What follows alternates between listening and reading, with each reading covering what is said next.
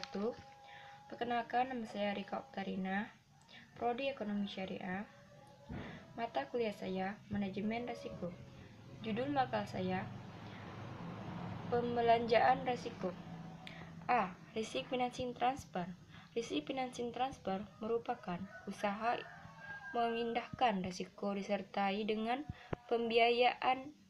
Adapun risk financing transfer dapat dilakukan dengan cara 1. Transfer risiko kepada perusahaan insuransi transfer. Insuransi transfer merupakan pemindahan dana risiko kepada perusahaan asuransi. Dan yang kedua, transfer risiko kepada perusahaan asuransi atau non-insuransi transfer. Kebanyakan pemindahan risiko kepada pihak non-asuransi dilakukan melalui kontrak-kontrak bisnis dan melalui kontrak khusus untuk memindahkan risiko. Dan yang B, risk retention. Retention disebut aktif jika manajer mempertimbangkan metode-metode lagi untuk menangani risiko, kemudian memutuskan secara sadar untuk tidak memindahkan risiko potensial itu. Yang hal-hal yang mendorong menggunakan retention antara lain: 1. Jika biayanya lebih rendah dari biaya yang dibebankan pihak perusahaan asuransi. 2.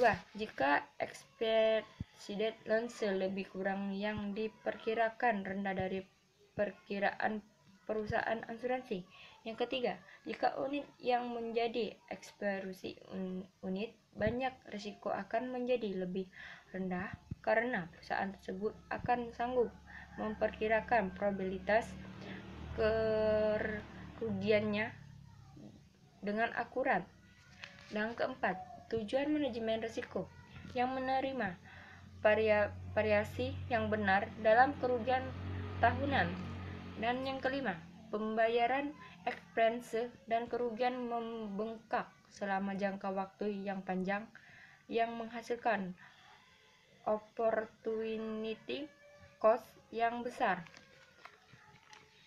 Dan alasan perusahaan melakukan retention. Suatu perusahaan yang menanggung sendiri risiko dapat digolongkan ke dalam salah satu kategori sebagai berikut. 1. Keharusan karena perusahaan tidak punya pilihan lain. Keharusan default menanggung sendiri risiko disebabkan perusahaan tidak menginginkan memindahkan suatu risiko. Yang kedua, biaya jika perusahaan memindahkan risiko. Dan yang ketiga, kerugian harapan jika perusahaan percaya bahwa kerugian harapan yang dihitungkannya lebih rendah dari perkiraan pihak asuransi, maka perusahaan dalam jangka panjang dapat menghemat pengeluaran sebesar selisih kedua perhitungan. Dan penyediaan dana untuk program retention dapat dilakukan dengan salah satu cara dari cara-cara berikut. 1.